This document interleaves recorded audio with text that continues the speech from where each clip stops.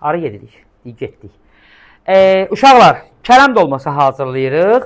Heç bir bölgənin söhbətini eləmirik. Ya Bakıdır, ya deyirlər ki, hansı bölgədir filan. Sadəcə restoran sistemində hazırlanan kələm dolması hazırlayırıq. Ətimiz qəşən yağlı ətdir. Tərkibində quyruğu var, yağı var ətin. Amma biz ona duru yağ əlavə edirik.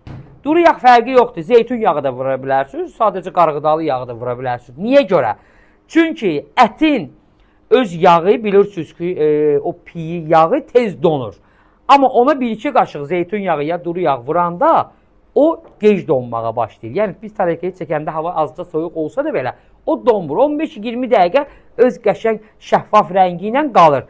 Yəni dediyim kimi duru yağ deyəndə zeytun yağı, qarğıdalı yağı o anlamla vurulur. Və düyüsü yuyulmuş düyü. Biraz kefsiz demişəm. Suyu sıxılmış soğanı. Əlcəyim var? Yox. Yox, Eybi yox, sıxmağa bunu. Eybi yox, gəl bura. O qaşıqla kartoşkasını əlavə elə. Deyil, soğanı partlatdım. Eybi yox, bir içində sıxıcı. Hamısını əlavə elə.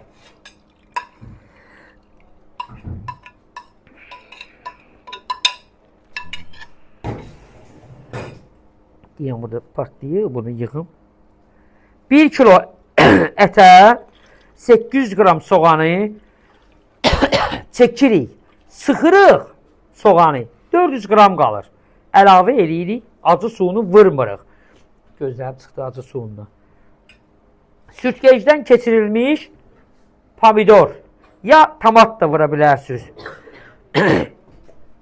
Biz bura, gör necə ağlayıram. Qarı reyhan, yox, əllərim mənim batığını silə bilməyəcək. Hə, eləmə, yayacaqsən, bir tikə şey çəkmişəm, üzümə onu da yayıb dağıdıb tökəcəksən, gözlə. Hə, azca reyhan vurmuş, ümumiyyətcə yaşıl reyhan olsa daha yaxşıdır və cəhvəri. Əlavə eləmişik, duzu, qarı istiyordur.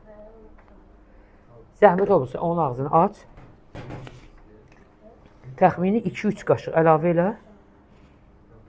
Yəni, bu sulu yağın mənası o anlamı daşıyır ki, bunun yağı tez donmur. Və bu qədər. Bildiniz, sonra qaldı bükməyi. İnşallah bükməyi də sizə göstərəcək, bişməyini də. Sizə nuş, bizə xoş.